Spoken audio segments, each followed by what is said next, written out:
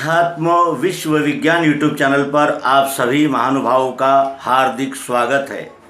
मित्रों, अध्यात्म ये केवल जानकारी नहीं है, तो ये हमारे जीवन जीने में अत्यंत उपयोगी ऐसी विद्या है।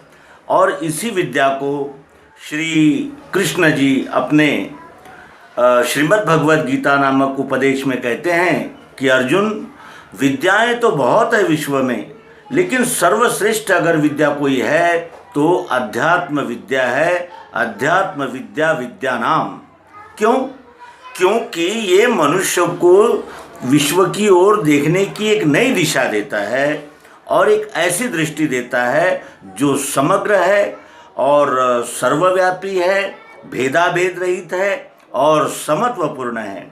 इसीलिए भगवान श्री कृष्ण जी सभी विद्याओं में सर्वश्रेष्ठ विद्या इस अध्यात्म विद्या को कहते हैं। और हम भी अनुभव में ये देखते हैं कि भले ही मनुष्य उच्च विद्या विभूषित हो जाए, बहुत ही विद्वान हो जाए और जिसके नाम का डंका संपूर्ण विश्व में बजे, लेकिन अगर उसकी दृष्टि में खोट है, दृष्टि में अगर समत्व नहीं आया है, दृष्टि निर्मल नहीं हुई है, तो फिर उसका परिणाम कितना विभत्स और विचित्र होता है ये हम जानते हैं।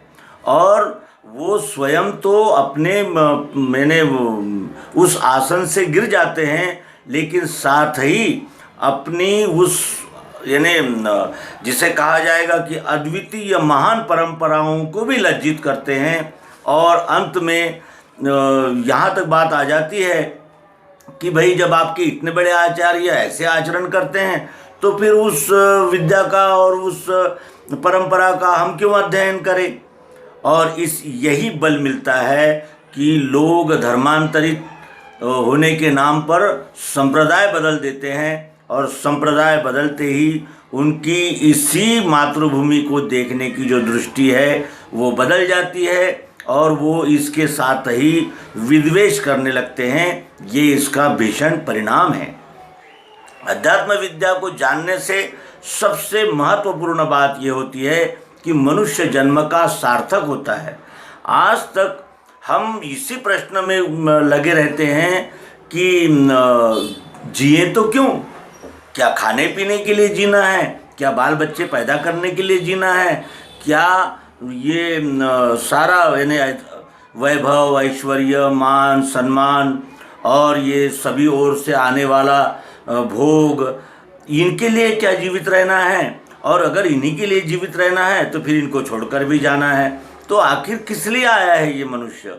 इस प्रश्न का उत्तर अध्यात्म विज्ञान के प्राप्ति के बाद ही हमारे ध्यान में आता है कि ये नर तन जो मिला है, जो 9 महीने के उस गर्भावस्था के बाद ये जीव को मिलता है, वो इसलिए मिला है कि वो इस जीवन को जाने, अपने नर्तन के महत्व को पहचाने और इस नर्तन का जो परम साध्य है स्वस्वरूप दर्शन, उसको प्राप्त करके यानी जिसे कहा जाएगा कि संशय भ्रमों से मुक्त हो जाए और जहाँ से वो आया है उसी में वो खुशी खुशी विलय हो जाए।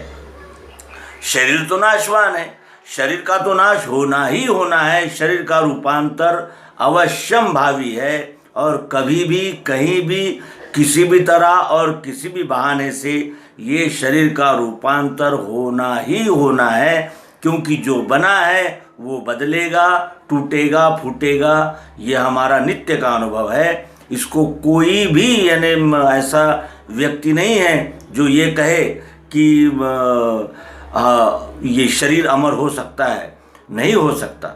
लेकिन ये शरीर का जो परम साध्य है, जो इस शरीर के द्वारा ही प्राप्त हो सकता है, वो है मनुष्य के स्वस्वरूप का दर्शन। मैं कौन हूँ ये जब तक पता नहीं चलेगा तब तक न तो हम अपना स्वकर्तव्य ही कर सकेंगे, न इस विश्व के साथ हमारा व्यवहार ठीक ढंग से हो सकता है। तो मित्रों, अब अध्यात्म ये जब विषय आता है तो अध्यात्म में कितने रास्ते हैं। ग्रंथ है, पंथ है, संप्रदाय है, मत है, विचार प्रवाह है और शास्त्र भी है। सभी कहते हैं कि हम अध्यात्म का ज्ञान देते हैं, लेकिन ज्ञान जानकारी को कहते हैं, और जब तक वो जानकारी अनुभव में नहीं आती तब तक केवल वो शब्द ही रहते हैं। और जिस तरह हम बार बार ये उदाहरण देते हैं कि जिस तरह दाल चावल की रटन करने से भूख नहीं मिटती, उसी तरह किसी भी शब्दों को जान लेने से हमारा कोई भी लाभ हो नहीं सकता। और उस ज्ञान का विज्ञान होना, यानी उस ज्ञान का अनुभव में प्रत्यक्ष यथार्थ दर्शन, प्रत्यक्ष यथार्थ अनुभव होना, यही उस विद्या का एकमेव कार्य होता है और उसी से वो विद्या सफल होती है, फलित होती है। अब इस विश्व के इतने यानी 14 विद्याएं और 64 कलाएं कही जाती है, लेकिन इनका अगर व्यवहारिक उपयोग न हो तो फिर वो विद्या लेने का क्या लाभ है। उसी तरह इस अध्यात्म विज्ञान का भी है।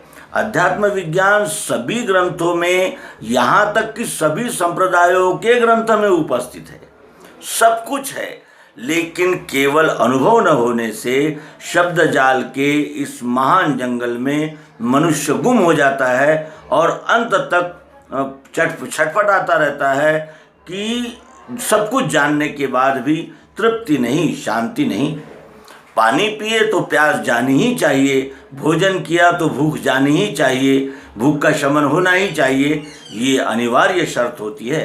तो अध्यात्म प्राप्त किया है और यानी मन की जो चंचल अवस्था है वो नहीं जाती, बुद्धि का निश्चय नहीं होता और जिसे कहा जाएगा कि तृप्ति नहीं मिलती, तो फिर वो अध्यात्म नहीं है, वो केवल अध्यात्म का यानी जानकारी देने वाले शब्द है, और शब्द के आगे अर्थ है और अर्थ के आगे अनुभव है। तो इस अध्यात्म विज्ञान को हम तक प्रायोगिक पद्धति से पहुंचाने के लिए सद्गुरु भगवान श्री मायानंद जी चैतन्य, इन्होंने सर्वांग योग युक्ति का आविष्कार किया और उस युक्ति के द्वारा हम प्रत्यक्ष रूप से उस अध्यात्म विज्ञान को जान सकते हैं। तो जानने के लिए हमारे पास साधन कौन कौन से हैं, और ये साधन स्वयंभू साधनों से ही स्वयंभू का दर्शन अनुभव हो सकता है।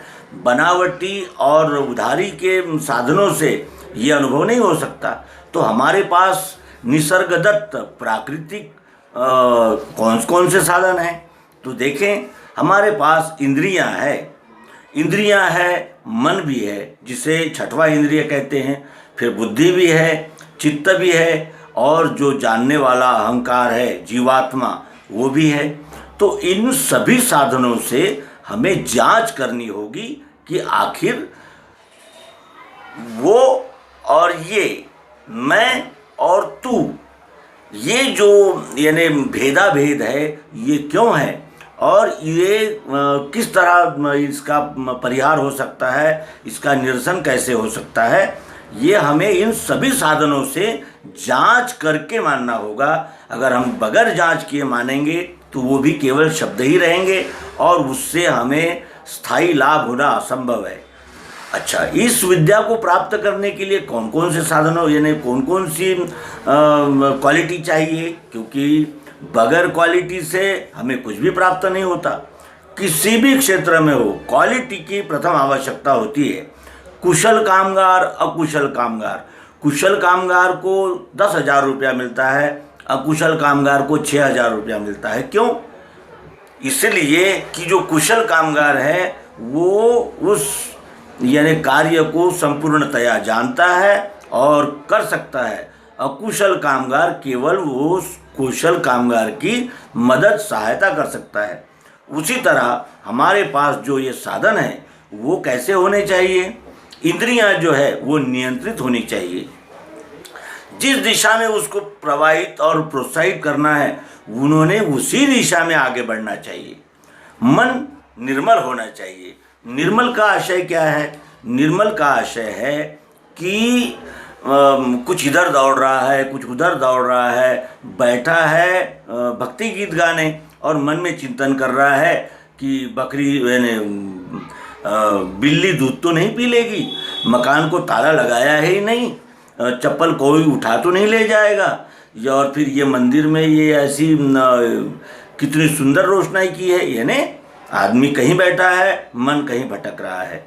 तो इस तरह न होते हुए मन एकदम निर्मल होना चाहिए। निर्मल का अर्थ होता है एकदम अपने लक्ष्य के प्रति जागरूक। उसके बाद आती है बुद्धि। बुद्धि भी सात्विक चाहिए। सात्विक का अर्थ लोग ये ले लेते हैं कि यानी मंत्रों का उच्चारण करना, उपवास करने वाले, तीर्थ यात्रा करने वाले और ग्रंथों को पढ़ने वाले, इन लोगों को लोग सात्विक बुद्धि का समझते हैं। वास्तविक में ऐसा नहीं होता। उसके कार्य तो एक ही होता है, लेकिन उद्देश्य कई हो सकते हैं। हो सकता है वो अपना टाइम पास कर रहा हो सकता है उसका दिल नहीं लग रहा इसलिए वो पढ़ रहा हो सकता है कि उसको शरीर को व्यवस्थित करना है इसलिए वो उपवास कर रहा हो, या फिर ये भी हो सकता है कि उसके किसी आप्त ने उसे बताया है कि भाई आप जाप कीजिए तो आपको ईश्वर की प्राप्ति हो जाएगी। यानी इस तरह वो जो बुद्धि है उसको अनंत आयाम मिल जाते हैं। सात्विक बुद्धि का तात्पर्य ये है कि जो यानी सत्य को जानने के लिए एकदम यानी स्थिर हो और कृत संकल्प हो, उसे सात्विक बुद्धि कहते हैं। सत्व गुण का जब प्रमाण बढ़ जाता है तब हमारी बुद्धि सात्विक हो जाती है। सात्विक ग्रहणशील होती है और वो निरक्षीर विवेक करने में समर्थ होती है, और उसी सात्विक बुद्धि से कोई भी विषय का कोई भी अनुभव, कोई भी बोध सात्विक बुद्धि से ही होता है। और चंचल बुद्धि से या फिर अनेक चित्त विभ्रांत बुद्धि से ये बोध नहीं हो सकता। सात्विक बुद्धि से ही और सत्वगुण के आश्रय से ही इस सत्य विद्या का हम लाभ ले सकते हैं। उसके बाद हमारे पास में है चित्त। चित्त कहते हैं मेमोरी को। जैसे हमारे फोन में मेमोरी होती है, मेमोरी का कार्य क्या है? आपने जो उसमें संग्रहित किया है उसे सुरक्षित रखना, ये मेमोरी का काम होता है। मेमोरी में सब कुछ सुरक्षित रहता है, लेकिन क्या हम जब हमें किसी इमेज या फोटो की आवश्यकता है तो हम वीडियो निकालते हैं? नहीं। जब हमें फ़ोटो की आवश्यकता होती है तब हम फ़ोटो निकालते हैं, जब हमें इमेज यानी वीडियो की आवश्यकता होती है तब हम उसमें से वीडियो निकाल लेते हैं। उसी तरह ये चित्त का है। ये चित्त में सब कुछ है, लेकिन वो विभ्रांत नहीं होना चाहिए। विभ्रांत का अर्थ ये होता है कि भाई कोई भी विषय का बोध अधूरा लेकर उसके विषय में उदासीन हो जाना, या फिर बीच में ही यानी जिसे कहा जाएगा कि उसने ऐसा कहा था तो ये शायद ऐसा होगा, वो शायद वैसा होगा, इस तरह के तरंग तोड़ना। और यानी जैसे किसी यानी तालाब के पानी को हम अगर एक पत्थर मार के चलायमान और हिला देंगे तो हमारी जो प्रतिकृति है वो उसमें नज़र नहीं आती, क्योंकि वो हिल रहा है।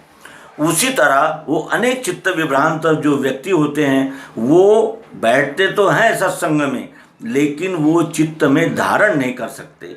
धारणा शक्ति प्राप्त करना यही चित्त का यानी अत्युच्च उपयोग है, और अगर चित्त में धारण होता है उसे ही कहा जाएगा कि वो चित्त जो है वो धारणाशील है, धारण कर सकता है। और अगर हमारी मेमोरी पहले ही फुल हो गई है तो उसमें हम एक एपिसोड तो एक वीडियो तो क्या, एक फोटो, एक इमेज भी नहीं डाल सकते। इसलिए क्या करना पड़ता है? तो चित्त को खाली करना पड़ता है। जैसे हमारी मेमोरी को हम खाली कर देते हैं, कुछ डिलीट कर देते हैं, तब हमें दूसरा विषय उसमें समाविष्ट कर सकते हैं। उसी तरह इस चित्त का भी है। इस चित्त में सब कुछ है, परिवार है और नाते संबंध है, उपाधियां हैं, मैं ये हूँ, मैं वो हूँ, मेरा ये कर्तव्य, मेरा वो कर्तव्य, मैं यहाँ से आया हूँ, वहाँ जाना है, फिर ये राजनीतिक पार्टी का नेता हूँ, फिर उस राजनीतिक पार्टी ने ऐसा किया। अनंत विषय इस चित्त में है, लेकिन उसमें से कुछ डिलीट करने होंगे।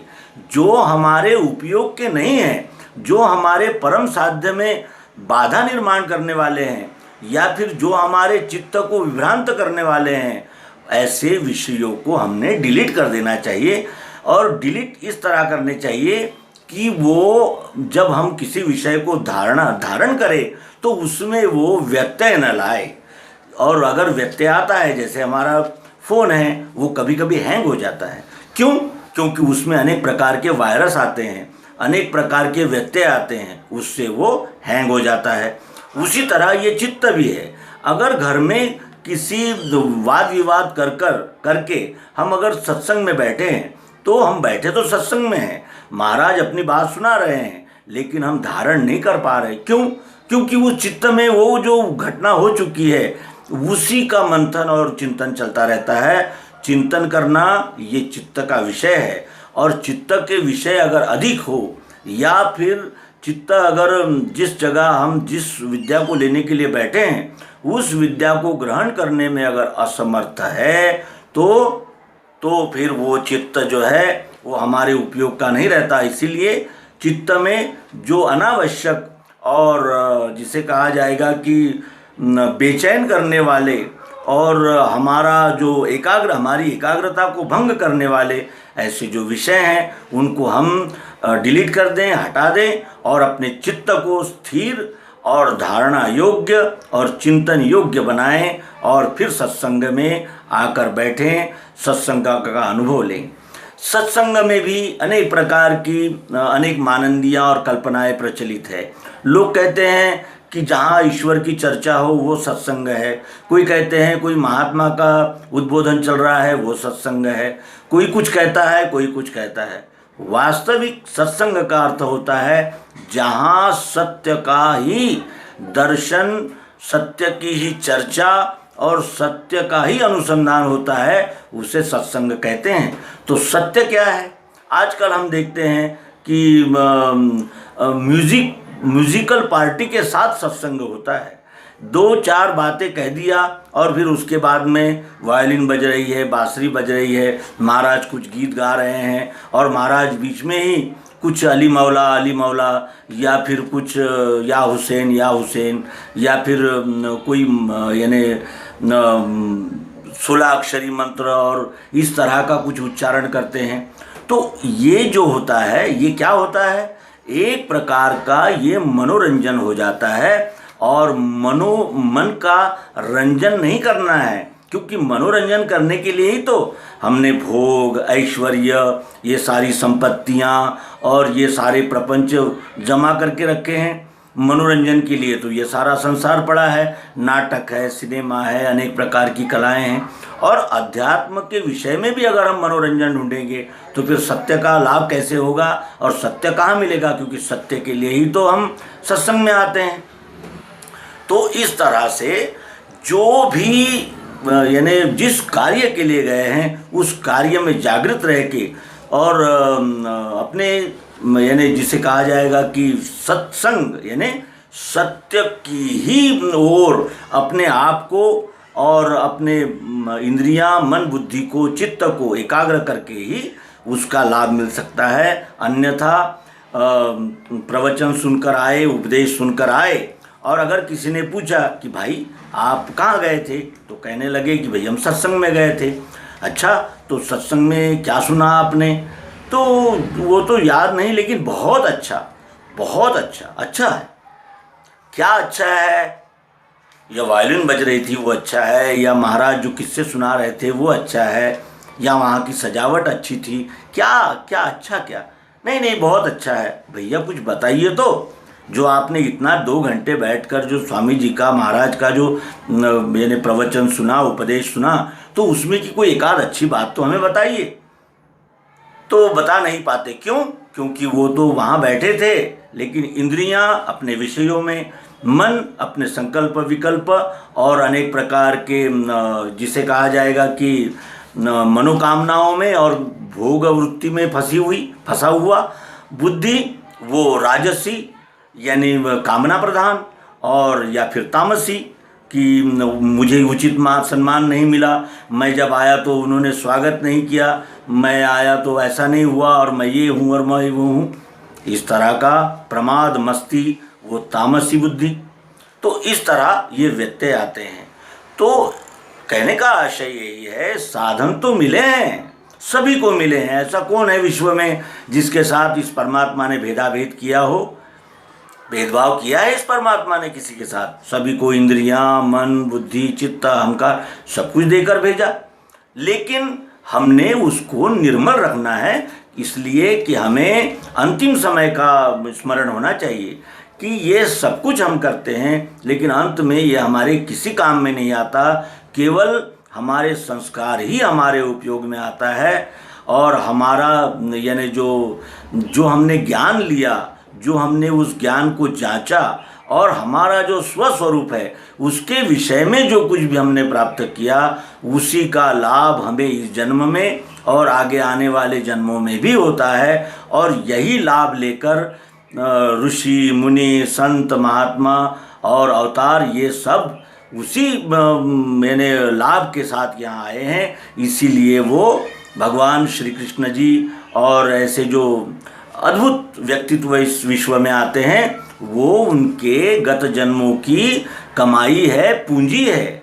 और ये सब साधनों को शुद्ध करके ही उन्होंने ये लाभ लिया था। श्री कृष्ण जी सांदीपनि के आश्रम में रहे, श्री राम जी वशिष्ठ मुनि के पास रहे, यानी इस तरह वो आचार्यों के पास बैठकर मन, बुद्धि, चित्त और अहंकार के साथ साथ अपने इंद्रियों को भी संयमित करके उस ज्ञान को ग्रहण करते हैं, ग्रहण करना चाहिए। उसके बाद एक हमारे पास में जो एलिमेंट है वो है जीव भावना, अहंकार। मैं जीव हूँ, मैं। इंद्रियां किसकी है? मेरी। मन किसका है? मेरा। बुद्धि किसकी है? मेरी। चित्त किसका है? मेरा। परिवार किसका है? मेरा। देश किसका है? मेरा। विद्वत्ता किसकी है? मेरी। प्रतिष्ठा किसकी है? मेरी। मान सम्मान मेरा। ये सब कुछ मेरा मेरा।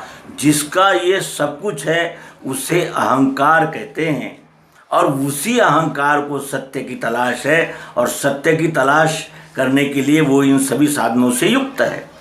अब अहंकार में भी दो प्रकार है। एक प्रकार यह है कि मैं अपनी जानकारी को बढ़ाऊं और लोगों को कहता फिरूं ताकि लोग मेरा सम्मान करें, मुझे विद्वान माने, मेरा आदर करें और कहें कि मैं बहुत महान हूं। और दूसरा एक अहंकार है जो शुद्ध अहंकार है, वो मैं जीव हूं, मेरा परम कल्याण अपने स्वस्वरूप को जानने में ही है, और मैं अपने सभी इंद्रियां, मन, बुद्धि, चित्त को उसी एक ध्येय के लिए रखूंगा। उन्हीं साधनों को मैं केवल स्वस्वरूप की जानकारी के लिए ही यानी उपयोग में लाऊंगा। इस प्रतिज्ञा के साथ जो कटिबद्ध हो गया है वो है शुद्ध अहंकार, और वही अहंकार अपने स्वस्वरूप को जानकर इस समष्टि रूप में, इस पारमेष्टि परमात्मा में यानी अपने सभी इंद्रियां, मन, बुद्धि, चित्त और अहंकार के साथ समर्पित होकर अंत में विश्वरूप ही बन जाते हैं। व्यष्टि भावना का विश्व भावना में समर्पण करके वो विश्व रूप ही बन जाते हैं। जानत तुम ही हो जाई। इस यानी जिसे कहा जाएगा कि लक्ष्य को वो प्राप्त कर लेते हैं, और उसी लक्ष्य को प्राप्त करना यही अध्यात्म विज्ञान का परम लक्ष्य है। इसी लक्ष्य की प्राप्ति के लिए अध्यात्म विज्ञान का उदय और अध्यात्म विज्ञान का लाभ और अध्यात्म विज्ञान का प्रसार, ये सभी उसी एक लक्ष्य की ओर इंगित करते हैं, मनुष्य जन्म का सार्थक। और यही सार्थक सर्वांग योग सद्गुरु योग युक्ति से होता है, जिसका प्रसारण अब हम अगले अंक से पुनश्च शुरू करेंगे, और हम विस्तार से इंद्रियों से शुरू करके उसको अहंकार तक क्रमशः प्रस्तुत करने का प्रयास करेंगे। आशा है कि यथामति जो भी हम प्रस्तुत करते हैं उसको हम ग्रहण करेंगे, और उसमें अगर कुछ त्रुटियां हैं या कोई बात समझ में नहीं आ रही है या कुछ संदेह भ्रम है तो वो अवश्य कमेंट बॉक्स में नमूद करेंगे, और उन यानी शंकाओं का हम शंका समाधान सत्र में समाधान करेंगे। इतना कहते हुए यहाँ इस अंक का समापन करेंगे। मित्रों, सर्वांग योग सबके लिए, सद्गुरु युक्ति सबके लिए, सर्वम खलविदम ब्रह्म, इस सत्य का उद्घोष सर्वांग योग युक्ति द्वारा दिव्य चक्षु से प्रारंभ करते हैं। नर्मदे हर सद्गुरु भगवान की जय, विश्वरूप परमात्मा की जय। धन्यवाद।